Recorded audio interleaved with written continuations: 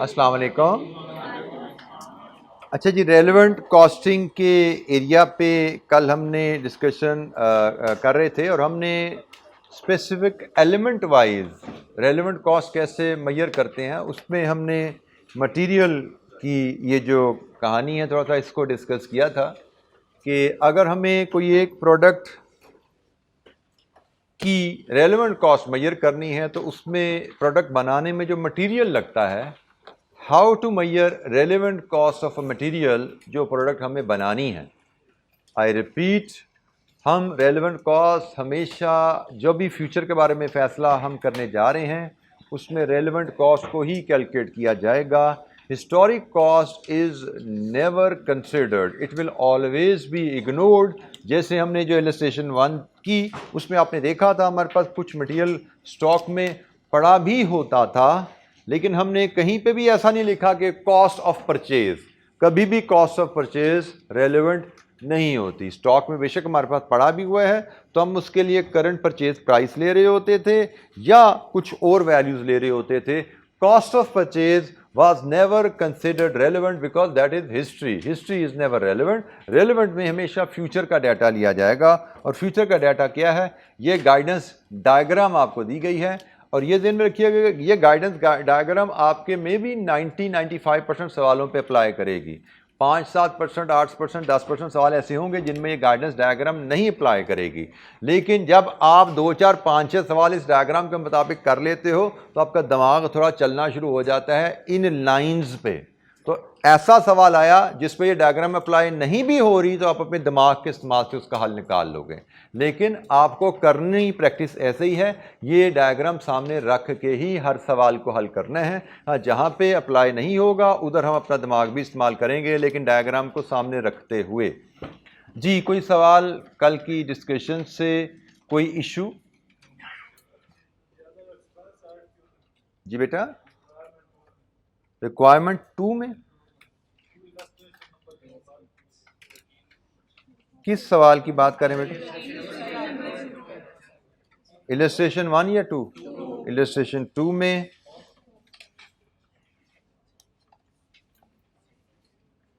जी, illustration 2 की requirement में क्या इशू है भाई?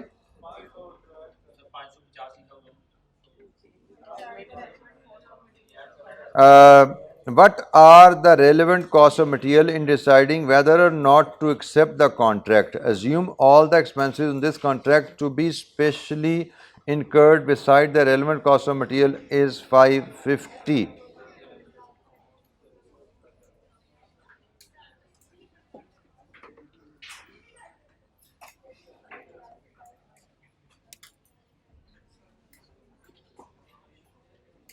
ABC Meter has been approached by a customer who would like a special job to be done for him and is willing to pay 25,000 for it. The job will require A, B, C, D.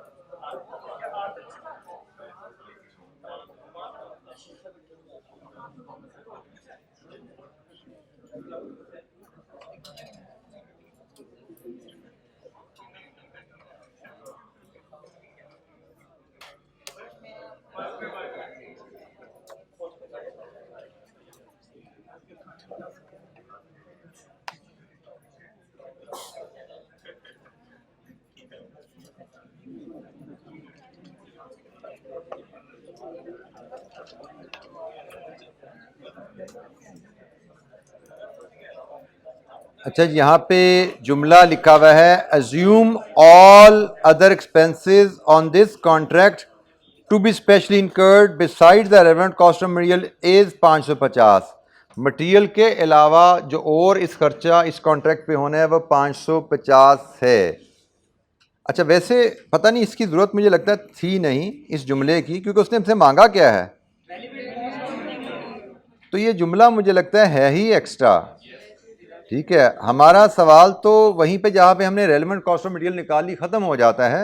इस cost की मदद से इसकी requirement को मैं answer देख रहा था, उसमें उसने पीएनएल बना दिया, तो पीएनएल तो रिक्वायर्ड था नहीं यहाँ पे, उसने प्रॉफिट कैलकुलेट करके हमें दिया है जिसकी सवाल में ज़रूरत है नहीं। तो मुझे लगता है कि ये जुमला भी एक्स्ट्रा है और ये जो पीएनएल नेट बेनिफिट निकाला गया है इसकी भी हमें ज़रूरत नहीं है। रेलेवेंट कॉस्ट 15,450, दैट्स इट, यही आपका आंसर है। 15,450 आप रेलेवेंट कॉस्ट निकाल दीजिए, यही आपका आंसर है। मज़ीद इस पर कोई बात करने वाली नहीं है। तो ये जो जुमला है यहाँ से अज्यूम से लेके आगे तक आप काट दीजिए। दिस इज़ एक्सेस इंफॉर्मेशन, ये इंफॉर्मेशन एक्सेस है, इसको छोड़ दीजिए, इसको टाइपो एरर समझ के छोड़ दीजिए जी। Any question, any other question, कोई और मसला जनाब? अच्छा जी, लेबर की रेलेवेंट कॉस्ट, हमारे मटेरियल, लेबर एंड ओवरहेड ये एलिमेंट्स ऑफ कॉस्ट होते हैं। मटेरियल को हमने डिस्कस कर लिया है, let's talk about labour now. Labour में रेलेवेंट कॉस्ट मतलब जिस लेबर ने ये डाइस बनाना है उस लेबर की रेलेवेंट कॉस्ट कैसे मेजर किया जाए। तो लेबर की रेलेवेंट कॉस्ट मेजर करने के लिए ज़रूरी है कि हमें सबसे पहले ये जानना है कि जिस लेबर ने ये प्रोडक्ट बनानी है वो परमानेंट है या टेम्परेरी है, क्योंकि परमानेंट लेबर की रेलेवेंट कॉस्ट मेजर करने की गाइडेंस प्रिंसिपल फ़र्क है, टेम्परेरी लेबर के गाइडेंस प्रिंसिपल फ़र्क है। तो हमें क्वेश्चन में सबसे पहले ये इन्फॉर्मेशन देखनी पड़ेगी कि जिस लेबर ने प्रोडक्ट बनानी है जो वो परमानेंट है या टेम्परेरी है। और ये जनाब परमानेंट ज़रूरी नहीं कि एग्जामिनर हमें क्लियरली बताए कि लेबर परमानेंट है या टेम्परेरी है, हमें लेबर के रेम्यूनरेशन स्केल से हिंट लेना पड़ेगा। ये कुछ रेम्यूनरेशन स्केल्स हैं जो कि परमानेंट लेबर की निशानी देते हैं और ये रेम्यूनरेशन स्केल हैं जो टेम्परेरी लेबर की निशानी देते हैं। एग्जामिनेशन में हमें यह बताया जाता है कि भाई इस डाइस को बनाने वाली लेबर को हम 20,000 पर मंथ पे करते हैं। तो भाई जिस लेबर को पर मंथ पे किया जा रहा है, काम है या नहीं है, वो लेबर की सैलरी जो है वो फिक्स सैलरी है, वो वर्कर हमारा परमानेंट है। परमानेंट वर्कर से मुराद है जिसको इर्रिस्पेक्टिव ऑफ द वर्क, काम है या नहीं उसको पे किया जाएगा। टेम्परेरी वर्कर से मुराद है वो वर्कर जिसको काम करवाएंगे तो तनख्वाह देंगे, काम नहीं करवाएंगे तो कोई तनख्वाह नहीं। परमानेंट वर्कर काम है या नहीं तनख्वाह जाएगी, टेम्परेरी वर्कर काम है, काम कर रहा है तो तनख्वाह जारी है, काम नहीं है तो तनख्वाह नहीं है। और हमें पता लगेगा सैलरी से, हमें कहा जाए 20,000 पर मंथ है, परमानेंट है, 6,000 पर वीक है, परमानेंट है, 2,000 पर आवर, यहां से तो लगता है शायद काम है तो तनख्वाह मिलेगी, लेकिन अगला जुमला पढ़ लो, with a guaranteed payment of 30 hours in a week, मतलब 30 घंटे काम करो ना करो 30 घंटे की तनख्वाह देनी है, तो ये भी परमानेंट हो गया। तो बेशक रेट पर आवर है, लेकिन अगर गारंटीड वेज है तो गारंटीड वेज परमानेंट वर्कर की निशानी देती है। तो हमें पहला पॉइंट डिसाइड करना होता है कि वर्कर परमानेंट है या टेम्परेरी है। ये परमानेंट की निशानी है और ये टेम्परेरी की निशानी है। जब आप उसको पर आवर पे कर रहे हो या पर यूनिट पे कर रहे हो, ये टेम्परेरी की निशानी है। ठीक है जी, हमें वर्कर की सैलरी किस तरह, जिस वर्कर ने ये डाइस बनाना है उसको हम तनख्वाह कैसे देते हैं ये बताया जाएगा। हम उस पेमेंट पैटर्न से, रेम्यूनरेशन पैटर्न से डिसाइड करते हैं परमानेंट या टेम्परेरी। तो हमारा पहला सवाल यही होता है जी, जिस लेबर ने ये डाइस बनानी है वो वर्कर टेम्परेरी है या परमानेंट है। लेट्स अज्यूम हमने उसका पेमेंट रेम्यूनरेशन स्केल देख के डिसाइड किया लेबर टेम्परेरी है। Then comes the second question, can additional time be hired, क्योंकि टेम्परेरी वर्कर हम हायर तब करते हैं जब हमें उसकी जरूरत हो, वो हमारे पास हर वक्त सैलरी पे अवेलेबल नहीं है। Temporary workers are only hired when required, काम आया तो बुला लिया वर्कर को, भी काम करो तनख्वाह लो, काम खत्म तो एम्प्लॉयमेंट खत्म। तो जनाब temporary worker, question number 1, can additional time be hired, जिस वर्कर ने ये डाइस बनाना है क्या उस वर्कर को हम हायर कर सकते हैं? If the answer is yes, then the relevant cost is simple, cost of hiring. हमने कहा जी वर्कर, यस, हमें वर्कर जो डाइस बनाने के लिए चाहिए वो इजीली अवेलेबल है, we can simply call them, hire them, they will make the dice for us. तो ठीक है जी, उनसे डाइस बनाने की जो तनख्वाह तय होती है वही आपकी कॉस्ट है, वही रेलेवेंट कॉस्ट है। लेकिन सिचुएशन आती है, थोड़ी सी ट्विस्ट लेती है, जब आप कहते हो additional time can not be hired, और यह सिचुएशन बनती है जब आपका वर्कर स्पेशलाइज्ड को स्किल्ड लेबर है, खास स्किल है उसके पास जो इजीली मार्केट में अवेलेबल नहीं है। तो आप कह रहे हो नहीं भाई हम एडिशनल टाइम भी नहीं ले सकते, वर्कर है हमारे पास ये, लेकिन ये वर्कर ये डेस्क बनाने में बिजी है, और डेस्क के हमारे पास ऑर्डर बेतहाशा लगे हुए हैं, वो मुसलसल ये डेस्क बनाने में बिजी है। यही वर्कर डाइस भी बना सकता है, लेकिन वर्कर के पास टाइम नहीं है, वो ओवर टाइम करना, मजीद टाइम हमें देना नहीं चाहता, बाहर से वर्कर हम एडिशनल हायर नहीं कर सकते। अच्छा जी, वर्कर हमारे पास है लेकिन कोई और प्रोडक्ट बनाने में बिजी है। अब इस सूरत में अगर हम ये डाइस करना चाहें तो what option do we have? उससे को भाई छोड़ो डेस्क बनाना, डाइस बना दो। तो हम कहते हैं इस केस में वर्कर को हम डाइवर्ट करेंगे। इस केस में डाइवर्जन की ऑप्शन है हमारे पास, इस केस में डाइवर्जन की ऑप्शन है। अगर तो हम एडिशनल टाइम ले सकते हैं तो एडिशनल टाइम लो, वर्कर, नया वर्कर आ जाएगा जो वही वर्कर एडिशनल टाइम में ये काम कर देगा, हमारा एग्जिस्टिंग जॉब इफेक्ट नहीं होगा। लेकिन अगर हम एडिशनल टाइम नहीं ले सकते, उस सूरत में यह काम करना चाहते हो, तो फिर क्या करना पड़ेगा? वो काम बंद करना पड़ेगा, एग्जिस्टिंग जॉब को इफेक्ट करना पड़ेगा। तो यहां पे रेलेवेंट कॉस्ट बनती है आपकी cost of hiring plus contribution loss, कि जो तनख्वाह देनी है वो भी, और जो वहां पे कमा रहा था वो भी तो पूरा करना है ना मैंने। देखो ना, पहले मैं वर्कर को दे रहा था से 10 रुपए घंटा, और वर्कर 1 घंटे में एक डेस्क बनाता था, और डेस्क से मुझे 5 रुपए कमा के भी दे रहा था। तो मैं वर्कर को 10 भी दे रहा हूं और 5 रुपए जेब में भी डाल रहा हूं। अब मैं वर्कर को उठाकर इधर लाता हूं, तो अब मैंने वर्कर को कम से कम 10 रुपए तनख्वाह भी देनी है और 5 रुपए जेब में डालने, तो इसका मतलब यहां पे मुझे 15 रुपए तो लेबर की कॉस्ट डालनी पड़ेगी ना। यहां से 15 निकलेंगे लेबर की मद में, तो मैं उसके बराबर पहुंचा। असल बेहतर तो है कि मैं उससे आगे जाऊं, मैं शिफ्ट तो तभी करूंगा जब मैं उससे आगे जाऊं, लेकिन कम से कम जितना मैं वहां कमा रहा था, 10 रुपए लेबर की तनख्वाह, 5 अपने लिए, कम से कम उतना तो यहां से कमाऊं ना, 15 रुपए तो यहां से कमाऊं। तो मैं यहां पे इस डाइस की कॉस्ट में जो रेलेवेंट कॉस्ट डालूंगा वो 15 रुपए, क्योंकि उस डेस्क को बनाने में मैं 10 रुपए लेबर के लिए कमा रहा था, 5 रुपए अपने लिए कमा रहा था। यहां से कम 15 तो कमाने चाहिए, तो यहां पे मैं लेबर कॉस्ट 15 रुपए फीड करूंगा। डाइस की कॉस्ट में रेलेवेंट कॉस्ट आएगी इस केस में cost of hiring plus contribution loss. अच्छा, हम बात करते हैं परमानेंट लेबर की। अगर हमारी लेबर जिसने डाइस बनाना है वो परमानेंट है, परमानेंट लेबर क्या है?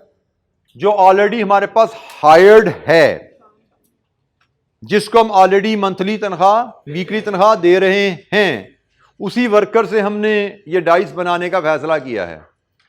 तो परमानेंट लेबर में यूजुअली जो एम्प्लॉयमेंट कॉन्ट्रैक्ट होता है, उस एम्प्लॉयमेंट कॉन्ट्रैक्ट में वर्किंग आवर्स भी डिफाइंड होते हैं कि भाई आपकी तनख्वाह 6000 पर वीक है और आप वीकली 40 घंटे तक काम करने के पाबंद हैं। हमारे पास काम होगा तो अप टू 40 घंटे करोगे इस तनख्वाह का काम नहीं है तो फारिग बैठे रहना भाई। और अगर 40 घंटे से ज्यादा काम है तो एक्स्ट्रा टाइम आपका ओवर टाइम। ठीक है, this is how we have generally arrangement with the permanent workers. Salary weekly या मंथली फिक्स है, उसके साथ वीकली या मंथली वर्किंग आवर्स फिक्स है कि भाई इतना टाइम आप काम करने के पाबंद हैं, और काम होगा तो करोगे, नहीं होगा तो फारिग बैठोगे।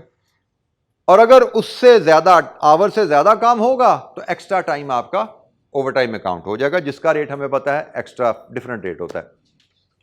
अच्छा जी, तो आपने कहा जी ये डाइस मेरे परमानेंट वर्कर ने बनाने हैं, तो नेक्स्ट क्वेश्चन आता है, क्या परमानेंट वर्कर जिसने ये डाइस बनाना है उसके पास स्पेयर टाइम अवेलेबल है?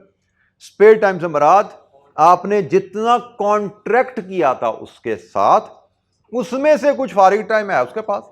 जैसे आपने कॉन्ट्रैक्ट किया हुआ है उससे 40 घंटे वीकली का, और अभी इस डाइस के ऑर्डर से पहले वो सिर्फ हफ्ते के 10 घंटे काम कर रहा है, तो स्पेयर टाइम कितना हुआ? 30 घंटे।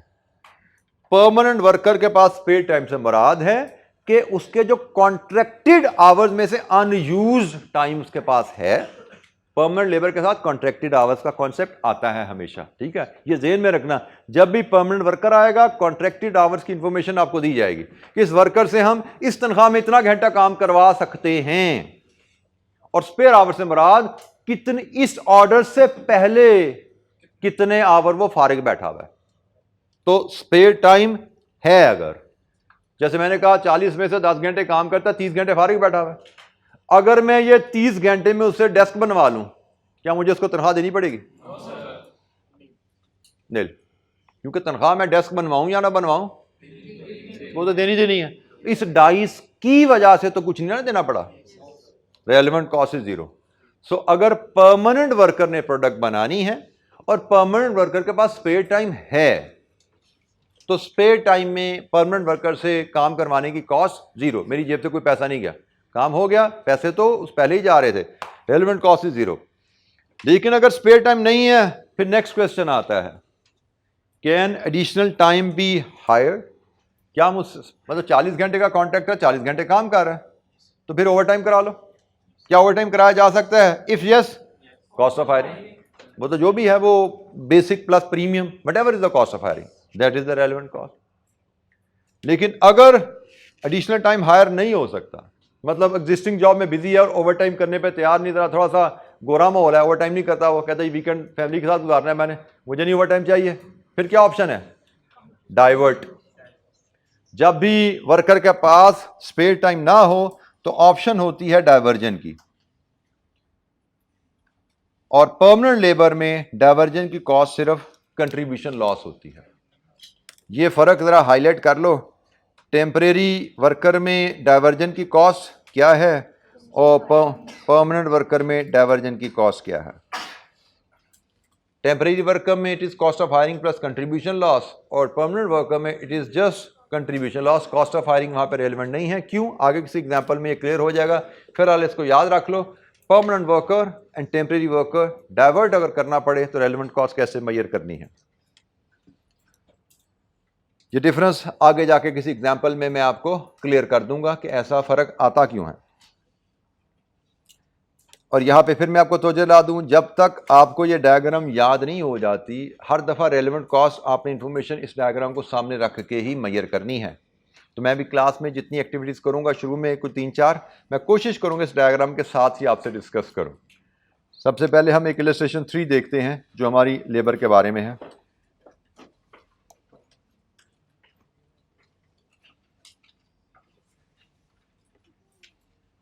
इसकी रिक्वायरमेंट है,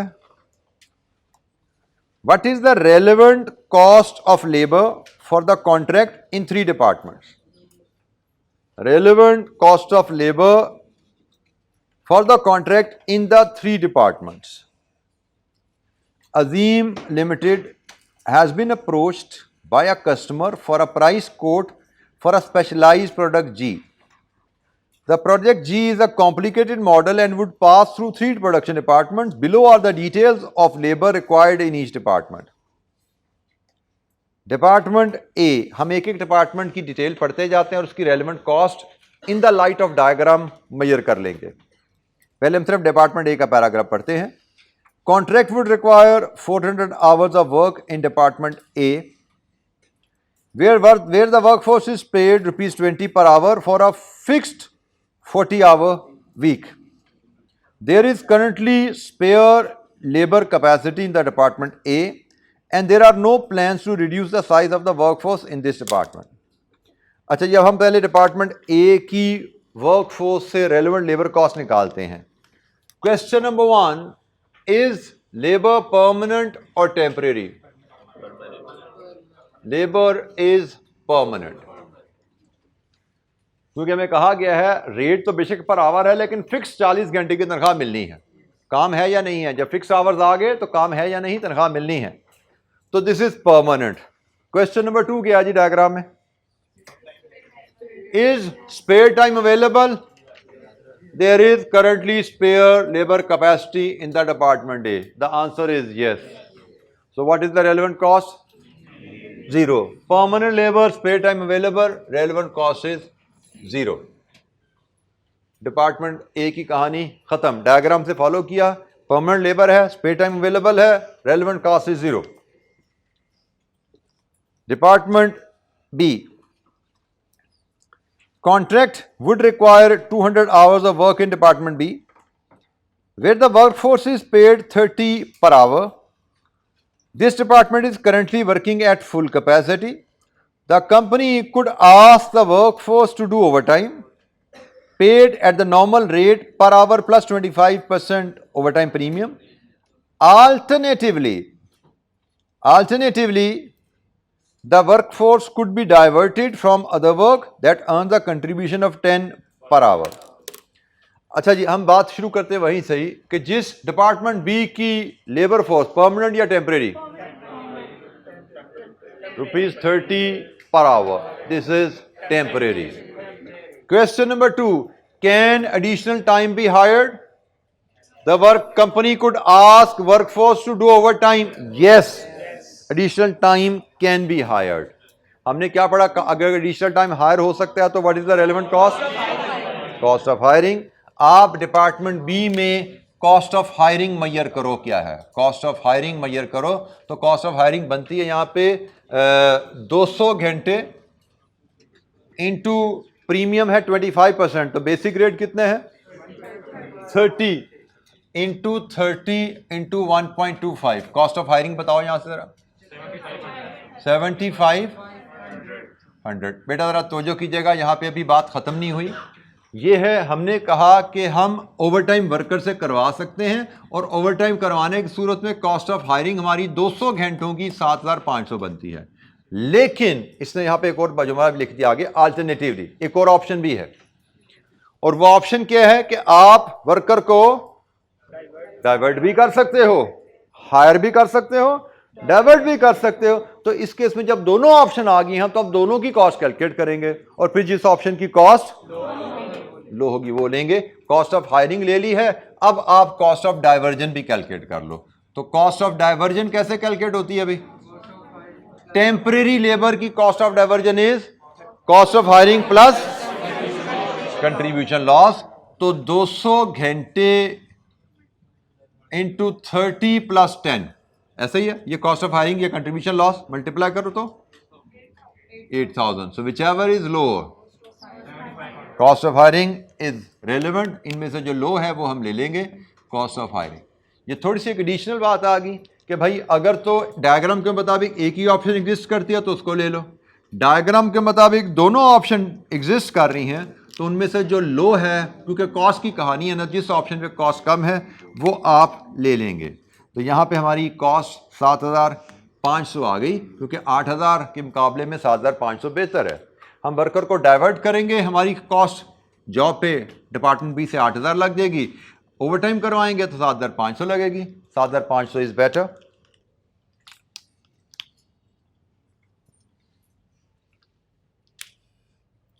जी बेटा, एनी क्वेश्चन?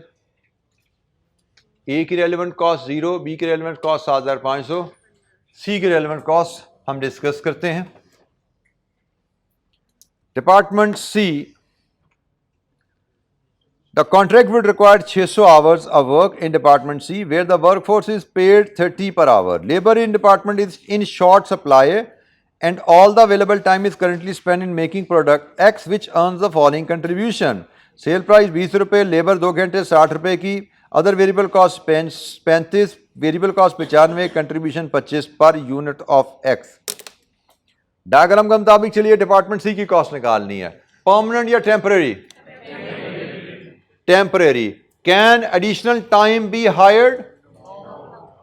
इसका मतलब है नो, एडिशनल टाइम हायर नहीं हो सकता। उसने कहा जी शॉर्ट सप्लाई में। ये जुमला हमें अक्सर सवालों में यूज होगा और इस जुमले का मतलब यही है कि एडिशनल टाइम हायर नहीं हो सकता। उसने खैर आगे बात भी कर दी, and all the available time is spent in currently in making product X. ये जुमला ना भी लिखा हो, लेबर इन शॉर्ट सप्लाई का मतलब additional time can not be hired. अच्छा, जब एडिशनल टाइम हायर नहीं हो सकता, now what option do we have with temporary labour? Divert, और divert cost is cost of hiring plus contribution loss. तो जनाब हमारे पास cost of hiring plus contribution loss में चाहिए 600 घंटे और कॉस्ट ऑफ हायरिंग कितनी है 30 और कंट्रीब्यूशन लॉस 25 पर यूनिट है भाई, 2 घंटे में कमाते हो ये पर आवर है तो इसमें पर आवर ही ऐड करना है। ये 25 रुपये पर यूनिट है जो 2 घंटे में आप कमा रहे हो, तो कंट्रीब्यूशन पर आवर यहां से लेंगे जिसको कॉस्ट पर आवर में ऐड करेंगे। तो यहां से निकाल लीजिए क्या आती है सी की कॉस्ट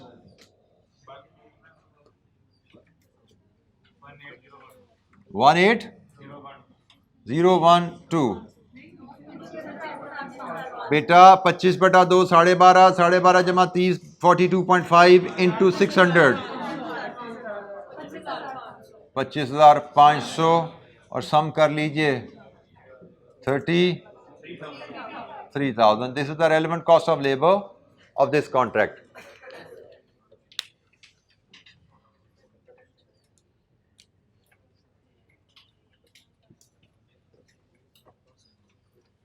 सो मटेरियल की रेलेवेंट कॉस्ट मेजर करना, उसके लिए कल हमने डायग्राम पढ़ी और एग्जाम्पल देखी। आज हमने लेबर की रेलेवेंट कॉस्ट की डायग्राम देखी और उसकी भी एक इलस्ट्रेशन देखी। अभी ये डायग्राम, ये रूल्स बार बार हमारे सामने आएंगे, डिफरेंट कंप्रीहेंसिव क्वेश्चंस हम देखेंगे उसमें। लेकिन उससे पहले ज़रा हम ये ओवरहेड की कहानी भी क्लोज कर दें, फिर हम कंप्रीहेंसिव सवालों की तरफ चले जाएंगे, कंप्रीहेंसिव एग्जाम्पल्स की तरफ चले जाएंगे। अच्छा जी, ओवरहेड की कहानी सुन लीजिए। Variable overheads are always relevant, क्योंकि वेरिएबल ओवरहेड तो तभी होते हैं जब काम होता है। तो अगर किसी प्रोडक्ट बनाने के लिए वेरिएबल ओवरहेड इनकर हो रहे हैं तो वो इनकर तभी हो रहे हैं जब प्रोडक्ट बन रही है। जब प्रोडक्ट नहीं बनेगी तो इनकर नहीं होंगे। They are always relevant. Fixed overhead are only relevant when they are incremental. Fixed overhead में क्या है? किराया। फिक्स्ड ओवरहेड में क्या है? आपकी मैनेजर की सैलरी, एग्जांपल्स के तौर पे, ठीक है। ये सिर्फ तभी रेलेवेंट है जब आपके ऑर्डर की वजह से इजाफी लगेंगे। आपको बताया जाए भाई ये ऑर्डर लोगे तो इस खर्चे में, इस मद में ये इजाफी खर्चा आएगा, ये मजीद पैसे आपकी जेब से जाएंगे, तो रेलेवेंट है। अक्सर फिक्स्ड ओवरहेड के साथ टर्म लिखी जाती है कि जी नई जॉब लोगे उसमें फिक्स्ड ओवरहेड अप्लाई करने पड़ेंगे, एब्जॉर्ब करने पड़ेंगे, पोर्शन करेंगे, एलोकेट करेंगे, चार्ज करेंगे, रिकवर करेंगे। इनमें से कोई भी टर्म फिक्स्ड ओवरहेड के बारे में लिखी जाएगी तो समझ लेना ये एग्जिस्टिंग खर्चे की तकसीम बदली है। जैसे हॉस्टल में 4 किराया है कमरे का 10,000, बच्चे रह रहे हैं 2, तो किराया तकसीम हो रहा है 5,000 5,000। अब आपको अगर बताया जी तीसरा बच्चा आएगा तो उसको 3,333 रुपए किराया चार्ज किया जाएगा। बात तो ठीक है ना? लेकिन क्या वो इजाफी किराया जेब से जाना है हमारे? वो तो तकसीम बदली है। 2 थे तो 10,000 2 में तकसीम हो रहा था, 3 हो गए 10,000 3 में तकसीम हो गया। तो रिकवर करना, चार्ज करना, पोर्शन करना, ये एग्जिस्टिंग खर्चे की तकसीम है, जेब से आपके इजाफी पैसा नहीं जा रहा। फिक्स्ड ओवरहेड आपने सिर्फ कॉस्ट में तभी डालने हैं जब आपकी जेब से इजाफी पैसा जाएगा। इंक्रीमेंटल खर्चा दिया जाए तो आपने कॉस्ट में शामिल करना है। अगर फिक्स्ड ओवरहेड के साथ इनमें से कोई भी टर्म इस्तेमाल की गई है तो आपने समझ जाना है कि यह इजाफी खर्चा नहीं है, यह सिर्फ तकसीम बदली है और यह चीज रेलेवेंट नहीं होती। डेप्रिसिएशन के बारे में कुछ अलहदा से हमें गाइडलाइन चाहिए। डेप्रिसिएशन 2 सूरतों में रेलेवेंट होती है, डिस्पाइट के ये नॉन कैश आइटम है, लेकिन 2 सूरतों में ये रेलेवेंट हो जाती है। कंडीशन नंबर 1, जब आप नया प्लांट खरीदो स्पेशली इस प्रोडक्ट को बनाने के लिए, तो उस प्लांट की डेप्रिसिएशन इसकी कॉस्ट के लिए रेलेवेंट है। ठीक है जी, आपने कोई नया प्लांट खरीदा स्पेशली प्रोडक्ट के लिए जिसकी हम कॉस्टिंग कर रहे हैं, तो डेप्रिसिएशन रेलेवेंट हो जाती है। और दूसरे केस में जहां पे डेप्रिसिएशन रेलेवेंट होती है कि आपकी कंपनी की पॉलिसी है, नया प्लांट तो नहीं खरीदा लेकिन आपकी कंपनी की पॉलिसी है डेप्रिसिएशन चार्ज करना यूनिट बेसिस पे। जब यूनिट बेसिस पे डेप्रिसिएशन चार्ज करते हो तो एग्जिस्टिंग प्लांट की डेप्रिसिएशन भी प्रोडक्ट कॉस्ट में आप शामिल कर लेते हैं। ठीक है जी, नए प्लांट की डेप्रिसिएशन जो इस प्रोडक्ट का बनाने के लिए खरीदा उसकी डेप्रिसिएशन है तो इसकी कॉस्ट में आना ही आना है, लेकिन एग्जिस्टिंग प्लांट की डेप्रिसिएशन भी प्रोडक्ट कॉस्ट में आ सकती है सिर्फ एक सूरत में, और वो सूरत क्या है? यूनिट बेसिस पे आपकी डेप्रिसिएशन पॉलिसी है, तो हम उस केस में डेप्रिसिएशन ऑफ एग्जिस्टिंग प्लांट को भी रेलेवेंट कॉस्ट में शामिल कर लेते हैं। जनाब, ये हमारी डिस्कशन ऑन प्रिंसिपल्स खत्म हो गई और अब हम बात करेंगे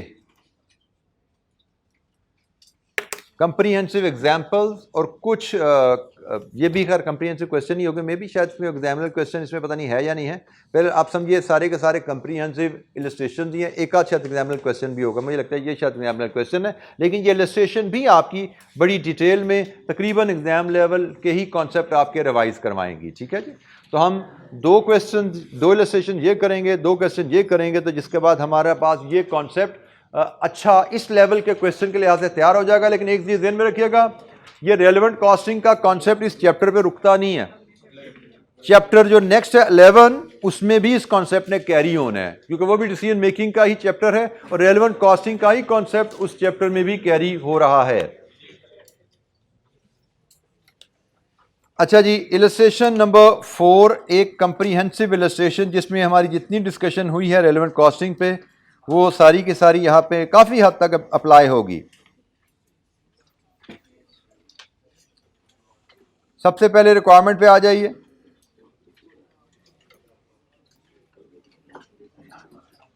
calculate and explain for Kaiser what you believe the minimum tender price should B.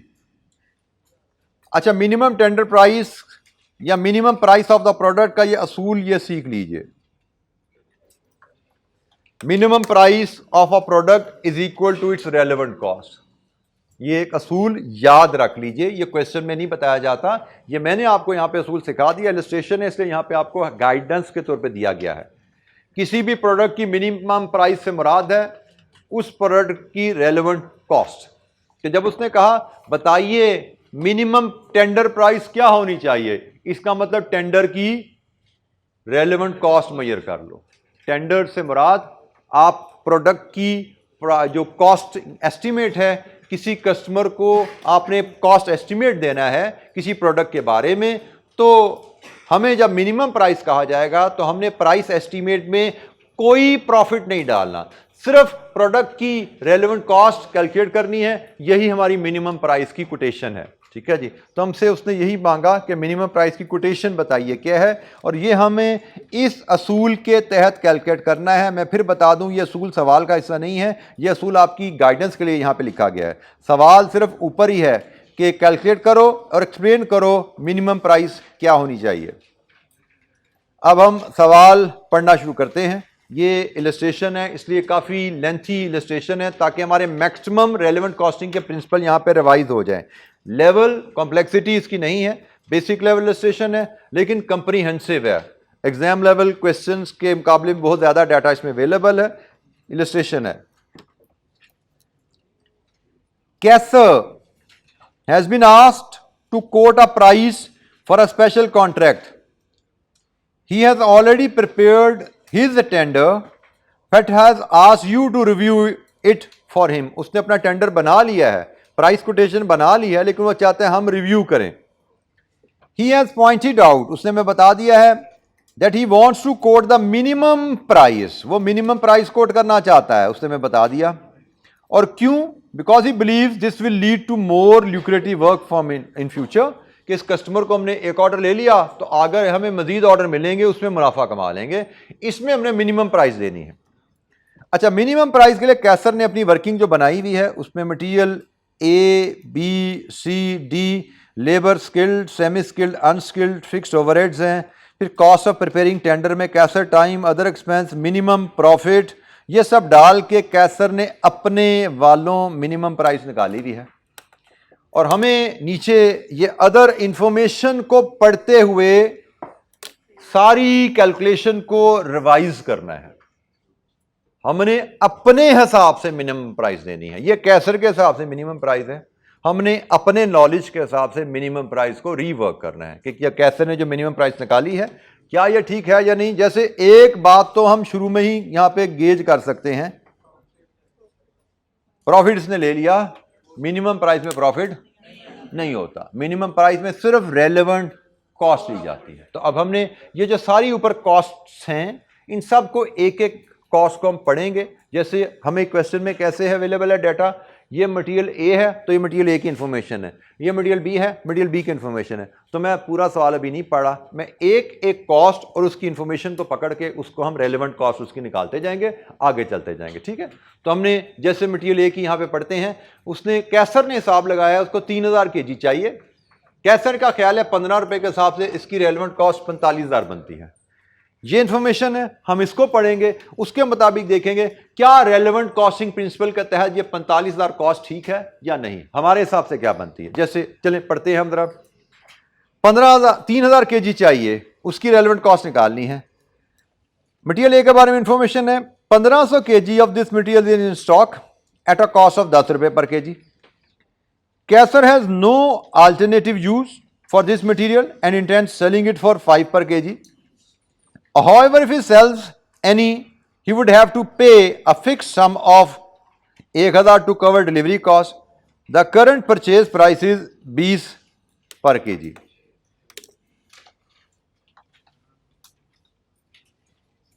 इसने 15 कहां से ले ली फिर?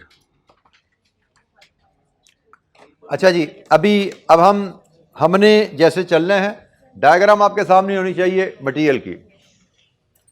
हमने एक एक आइटम को लेके चलना है और ये इलस्ट्रेशन नंबर कौन सी है भाई? 4। इलस्ट्रेशन नंबर 4, हम पहले मटेरियल की बात कर रहे हैं और उसमें मटेरियल है ए। मटेरियल हमें ए चाहिए 3000। Is material in stock? 1500 kg in stock. 1500 stock में नहीं है, तो जो तो स्टॉक में नहीं है उसकी रेलेवेंट कॉस्ट क्या होती है? Current purchase price. तो भाई यहां पे वर्किंग मैं शो करता जाता हूं मैं स्मार्टली कि 1500 की रेलेवेंट कॉस्ट तो है 20 रुपए। अच्छा जी, 1500 kg की कॉस्ट जो स्टॉक में नहीं है, 3000 स्टॉक चाहिए, 1500 स्टॉक में है, 1500 स्टॉक में नहीं है। जो स्टॉक में नहीं होता उसकी रेलेवेंट कॉस्ट होती है करंट परचेज प्राइस, वो है 20। तो जो स्टॉक में नहीं है उसकी कहानी तो होगी खत्म। जो स्टॉक में है उसके लिए अगला सवाल, is it in regular use? No. Does it have an alternative use? No. What is the relevant cost? Scrap value. सबरात बेच के कितना पैसा मिलेगा? तो उसने कहा 5 रुपए पर kg मिलना है, लेकिन 1000 रुपया कट भी जाएगा। तो भाई अगर हम इसको बेचने जाएंगे बाकी 15,000 को, तो वो होगा 1500 ज़रब 5 माइनस 1000। लीजिए जी, इन दोनों को सम कीजिए, ये relevant cost of material A 36,500। कैसर ने निकाली थी 45,000। हमारे हिसाब से मटेरियल ए की रेलेवेंट कॉस्ट बनती है 36,500।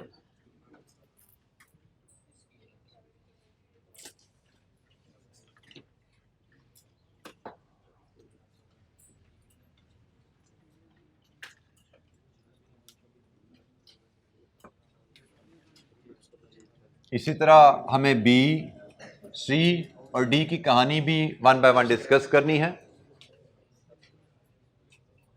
बेटा कोई एक्सप्लेनेशन समझ ना आए आप पूछिएगा।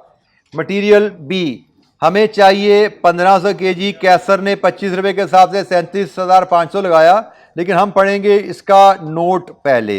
1500 kg चाहिए। There is plenty of this material in stock at a cost of 25। हमारे पास स्टॉक में पड़ा हुआ है 25 रुपए के हिसाब से। The current purchase price has fallen to 22। आजकल प्राइस 22 रुपए हो चुकी है। Material is constantly use by Kaiser in his business. अच्छा जी, अब हमें चाहिए कितना? 1500। Question number 1, is material in stock? Yes. Question number 2, is it in regular use in the business? Yes. Then what is the relevant cost? Which current purchase price, which is 22 रुपए। So 1500 into 22, 1500 into 22, ये है जी material B की relevant cost 33,000। Relevant cost of material B 33,000। Diagram को देख के चलना है, उसके मुताबिक ही फैसला करना है।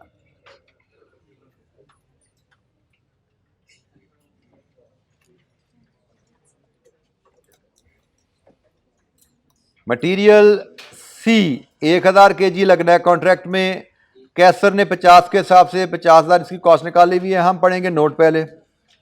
The total amount in stock of 1000 kg was bought for 30,000। हमें कितना चाहिए? हमें मटेरियल सी 1000 ही चाहिए ना, तो 1000 ही स्टॉक में है।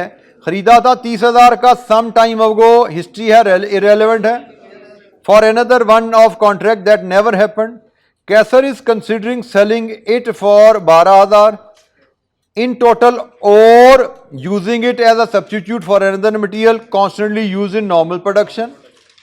If used in this latter manner, this would save 20,000 of the other material. Current purchase price is 50. अच्छा जी, हमने खरीदा कितने का गया, आज खरीदे कितने का है, कुछ नहीं देखना, सीधा डायग्राम पे चले जाओ। Is material in stock? Yes. Is it in regular use? No. एक दफा इस्तेमाल के लिए खरीदा था, काम कभी हुआ ही नहीं। No. Does it have an alternative use? Yes. Then what is the relevant cost? Higher of sale value और cost saving, इनमें से जो हायर है, तो हायर क्या है? 20,000। मटीरियल सी की रेलेवेंट कॉस्ट है 20,000। अच्छा, मैं ये असूल आपसे जो डिस्कस कर रहा हूँ, उसने इसकी रिक्वायरमेंट में उसने कहा है कैलकुलेट एंड एक्सप्लेन। ये वो एक्सप्लेनेशन है जो you are required to write as well. इस क्वेश्चन में सिर्फ कैलकुलेशन नहीं है, लिखने का काम भी है। तो आप समझिए जो लिखने वाला काम, रीडिंग आपकी होम असाइनमेंट है, मैं आपको एक्सप्लेन कर रहा हूँ वो कॉन्सेप्ट। आप घर जाके इसका आंसर पढ़िएगा, उसमें एक्सप्लेनेशन नज़र भी आएगी जो हम बातें कर रहे हैं। तो सी की रेलेवेंट कॉस्ट हमने डायग्राम के मुताबिक देखा, 12,000 या 20,000 में से जो हायर है, तो हायर इज 20,000। अब देख लीजिए, अगर आप डायग्राम को सामने नहीं रखते तो यू आर लॉस्ट, क्योंकि इस क्वेश्चन में एक 30,000 की फिगर है, एक 12,000 की फिगर है, एक 20,000 की फिगर है, एक 50,000 पर केजी की फिगर है। You are lost without diagram, without principle. आपको नहीं पता आपने वहां पे क्या चीज लेके जानी है। इसलिए मैंने कहा कि डायग्राम सामने रखेंगे, बार बार देखते रहेंगे, तो 2 4 5 दफा देखने के बाद चीजें आपके जहन में बैठनी शुरू हो जाएंगी, खुद ब खुद हल होना शुरू हो जाएगा मामला। तो ए बी सी तीनों मटेरियल का हमने हल किया अभी तक। Any question? मटेरियल डी, कैसर ने वर्किंग की है 100 लीटर 25 रुपए के हिसाब से, 2500। ये कैसर की वर्किंग है। हम कहानी पढ़े बगैर फैसला नहीं करेंगे। कहानी पढ़ी है जी। There are 200 litre of this material in stock, it is dangerous and if not used in this contract will have to be disposed of at a cost to Kaisa of rupees 100 per liter. The current purchase price is 25. पढ़ लीजिए कहानी। Question number 1, is material in stock? कितना चाहिए हमें? 200 है, sufficient है। Is in stock. Is it in regular use? Does it have an alternative use? What is the relevant cost then? Does it have a scrap value? Scrap value क्या होती है? बेच के पैसे कितने मिलेंगे? ये तो उल्टी गंगा बह रही है, इसकी तो डिस्पोजल कॉस्ट है। तो जब ये गंगा उल्टी है तो ये इसका साइन भी उल्टा है। डी को अगर आप 100 लीटर इस्तेमाल कर लेते हो तो 100 लीटर पे ₹100 पर लीटर आपको कॉस्ट बच जाएगी। सेविंग है, खर्चा नहीं है, उल्टा कॉन्ट्रैक्ट करने में सेविंग है। अगर ये कॉन्ट्रैक्ट नहीं मिलता तो पैसे 10,000 जेब से जाके आपका नुकसान होगा, तब ये मटेरियल जाया कर सकते हो आप। कॉन्ट्रैक्ट मिल जाता है तो आप इसमें से 100 लीटर इस्तेमाल कर लोगे और ये 10,000 बचा लोगे। जो बाकी 100 लीटर है वो तो शायद आपको जाया करना पड़ेगा, उससे हमारा कोई लेना देना नहीं है। हमारा तो है इस कॉन्ट्रैक्ट की वजह से हमें ये 10,000 बच सकते हैं। हम 100 लीटर ऑफ डी इस्तेमाल कर लेंगे, 100 लीटर ऑफ डी हमें वेस्ट नहीं करना पड़ेगा। सो स्क्रैप वैल्यू होती तो हमें स्क्रैप वैल्यू लॉस यहां पे एज अपॉर्चुनिटी कॉस्ट लेना पड़ता, लेकिन यहां पे डिस्पोजल कॉस्ट है, तो इस्तेमाल करने से वो खर्चा बच जाएगा। ये हमारी कॉस्ट में से रिडक्शन आ जाएगी डी की। जो दूसरा 100 लीटर बच गया है उससे हमारा कोई लेना देना नहीं है, उसका हमारे कॉन्ट्रैक्ट से कोई ताल्लुक नहीं है।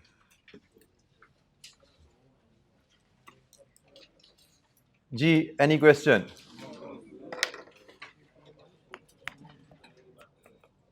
बेटा ये चल रहा है स्पीकर, चल रहा है जी। Any question? अच्छा जी, हम नेक्स्ट एलिमेंट की तरफ चलते हैं। नेक्स्ट एलिमेंट अब बात शुरू हो रही है जी लेबर की। लेबर में स्किल्ड, सेमी स्किल्ड, अनस्किल्ड, तो वन बाय वन हम देखते हैं जी। सबसे पहले स्किल्ड के 1200 घंटे 30 रुपये के हिसाब से 36,000, ये कैसर की वर्किंग है। हम इसका नोट पढ़ते हैं स्किल्ड लेबर का। Kaiser only hire skilled labour when he needs it. 30 rupees per hour is the current hourly rate. Question number 1, skilled labour permanent और temporary? Temporary. Can additional time be hired? उसने लिखा हुआ जब जरूरत पड़ती है higher कर लेते हैं, कोई ऐसा जिक्र नहीं है, शॉर्ट सप्लाई वगैरह का जिक्र नहीं है ना। उसने कहा जब जरूरत होती है ले लेते हैं, हायर कर लेते हैं। इसका मतलब क्या, additional time can be hired. So what is the relevant cost? तो लेबर में हमारे पास सबसे पहले आ रही है स्किल्ड लेबर, और कितने घंटे चाहिए? 1200 घंटे चाहिए, और करंट कॉस्ट ऑफ हायरिंग 30 है। तो ये कैसर की पहली वर्किंग आई है जो उसने ठीक की हुई है। 36,000 ये कैसर ने ठीक कैलकुलेट किया हुआ है। ये वैल्यू हमारी कैसर से मैच कर रही है, 36,000।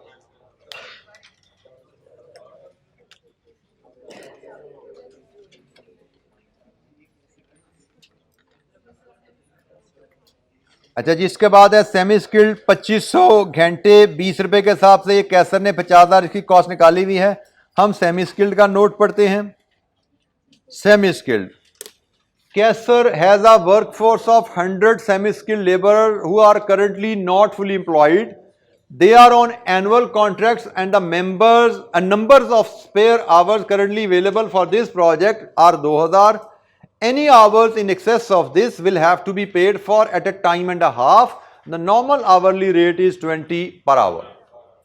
हमने अगेन सारी कहानी पढ़ ली, हमने चले जाना है। पहली बात, हमें आवर्स चाहिए कितने सेमी स्किल्ड के? 2500 आवर्स चाहिए। तो जनाब हम यहां से बात शुरू करते हैं। Is semi skilled labour permanent और temporary? Permanent. Second, is spare time available? Yes. सारा नहीं, 2000। और can additional time be hired? Yes, time and half pay. तो भाई कहानी सेमी स्किल्ड लेबर की बड़ी आसान है। सेमी स्किल्ड लेबर की कहानी कि जो तो है 2000 घंटे, उसकी रेलेवेंट कॉस्ट तो है 0। बाकी जो बचे 500 घंटे, उसकी रेलेवेंट कॉस्ट है टाइम एंड हाफ। तो नॉर्मल रेट है 20 और ओवरटाइम का रेट हो गया 1.5 times,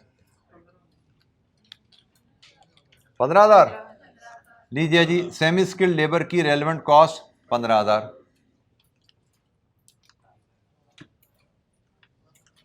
permanent labour, spare time available, relevant cost is 0.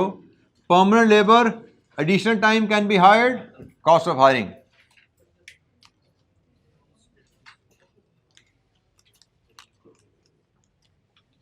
जी बेटा, any question?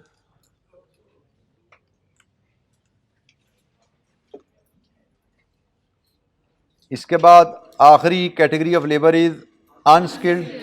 1000 घंटे 25 रुपए के हिसाब से कैसर ने तो लगाया 25,000। हम गिनते हैं 1000 घंटे की कॉस्ट हमारे हिसाब से क्या बनती है। अनस्किल्ड का note, these are temporary workers currently employed by Kaiser on job where they produce a contribution of 5 per unskilled labor hour. Their current rate is 15, although extra could be hired at 25 if necessary. अच्छा, यहां पे अब कहानी आ गई। शुरू करेंगे बात permanent और टेम्परेरी? टेम्परेरी। दूसरा question, can additional time be hired? Yes, लेकिन साथ ही उसने डाइवर्जन का जिक्र भी किया हुआ। और जब ऐसा जिक्र आए, हायरिंग भी कर सकते हो, डाइवर्जन भी कर सकते हो, तो क्या करते हैं? लोअर। जहां पे कॉस्ट लो है हम उस पे जाते हैं। कितने घंटे चाहिए अनस्किल्ड के? हमें अनस्किल्ड लेबर के 4 घंटे चाहिए। और इसका रेट क्या होगा उसके लिए मैं वर्किंग 1 बना लेता हूं। और वर्किंग 1 में मैं आइडेंटिफाई करता हूं कि मुझे कॉस्ट ऑफ हायरिंग देखनी है। और मुझे कॉस्ट ऑफ डायवर्जन देखनी है। कॉस्ट ऑफ हायरिंग मुझे बताया गया है 25 रुपए पर आवर है, कॉस्ट ऑफ हायरिंग 25 रुपए पर आवर है। और डायवर्जन की कॉस्ट क्या है? Normal rate 15, cost of hiring plus contribution loss 15 जमा 5 20 पर आवर। तो क्या बेहतर है भाई? डाइवर्ट करना बेहतर है 20। तो जैसे देख लो, जब मैं हायर कर रहा हूं तो मैं ओवर टाइम में हायर कर रहा हूं, तो जब मैं डाइवर्ट कर रहा हूं तब मैं एग्जिस्टिंग टाइम को डाइवर्ट कर रहा हूं। यहां पे मैंने 25 रुपए रेट नहीं ले लेना, यहां पे मैं नॉर्मली इसको 15 पे करता हूं, 15 पे कर रहा था उसको, 5 का कंट्रीब्यूशन कमा रहा था, मेरी कॉस्ट यहां पे 20 बनती है। तो इसमें से हम लोअर सिलेक्ट करते हैं और वो है जनाब 20। हमारी रेलेवेंट कॉस्ट यहां से बनी 20,000।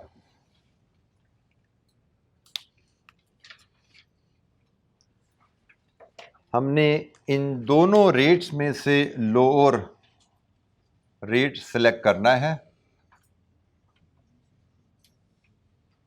20 rupees per hour is the lower rate जिसको हमने सिलेक्ट किया यहां से।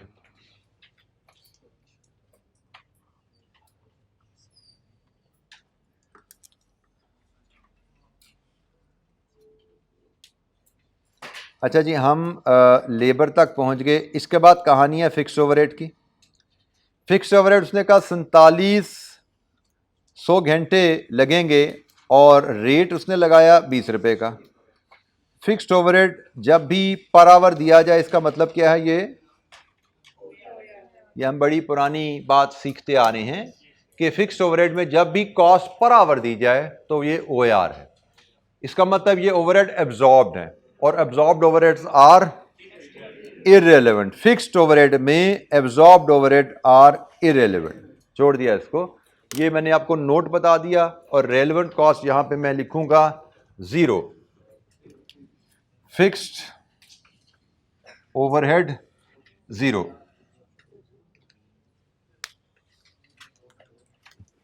आगे चलिए, कॉस्ट ऑफ प्रिपेयरिंग टेंडर। ये सारा टेंडर बनाने का जो खर्चा है, इसमें कैसर का टाइम भी लगा है, इसमें अदर एक्सपेंसेस भी लगे हैं। हाँ जी, लेनी है ये? क्या ये रेलेवेंट कॉस्ट है? क्यों नहीं है? This is past. ये टेंडर बन चुका है, इस पे खर्चा लग चुका है। This is history, irrelevant. और प्रॉफिट को हम ऑलरेडी निकाल चुके हैं कि मिनिमम प्राइस में प्रॉफिट नहीं लिया जाता। तो इसका मतलब रेलेवेंट कॉस्ट की कहानी हम यहीं पे ही खत्म कर सकते हैं। हमने कहा कॉस्ट ऑफ टेंडर भी नहीं लेनी। क्यों नहीं लेनी? असूल बता दिया। और मिनिमम प्रॉफिट भी नहीं लेना जो कैसर ने लिया हुआ है। इन दोनों की जगह हमने 0-0 लेना है। तो लेना आप यहां से रेलेवेंट कॉस्ट, यहां से हम बना लेते हैं minimum price is equal to relevant cost of contract 150,500। ये है जी minimum price of the contract. Relevant cost equal to minimum price of the contract. जी बेटा, एनी क्वेश्चन? हमने जो relevant cost of material, relevant cost of labour, relevant cost of overheads के असूल पढ़े, उनकी छोटी छोटी सी बेसिक इलस्ट्रेशन देखी थी। और ये इलस्ट्रेशन 4 एक कंप्रीहेंसिव इलस्ट्रेशन थी जिसमें हमारे सारे कॉन्सेप्ट, लगभग सारे कॉन्सेप्ट जो अब तक हमने डिस्कस किए थे, वो इसमें रिवाइज हुए हैं। But this is not the only illustration. अभी हमारी एक इलस्ट्रेशन और 2 पास पेपर क्वेश्चन रहते हैं इस एरिया पे जो हम करेंगे बिफोर मूविंग टू चैप्टर 11। जी बेटा, डिस्पोजल का बेटा डी अगर मैं इस्तेमाल ना करता तो मैंने इसको डिस्पोज ऑफ करना था खर्चा करके। और अगर मैं ये ऑर्डर ले लूंगा तो क्या मैं ये डिस्पोज ऑफ करूंगा? इसका मतलब डिस्पोजल कॉस्ट मेरी बच जाएगी। कॉन्ट्रैक्ट नहीं मिलेगा तो 10,000 जेब से जाएगा। कॉन्ट्रैक्ट मिल जाएगा तो ये 10,000 मेरा बच जाएगा, सेविंग है, कॉस्ट सेविंग है, इसलिए अदर नेगेटिव ट्रीट किया है। मेरी जेब से कुछ जा नहीं रहा, मेरी जेब से आउटफ्लो बच रहा है, दैट इज सेविंग। अच्छा, ये आज के लिए इतना ही, बाकी इंशाअल्लाह कल मिलेंगे, मजीद इलस्ट्रेशन क्वेश्चन देखेंगे। थैंक यू, अस्सलाम वालेकुम।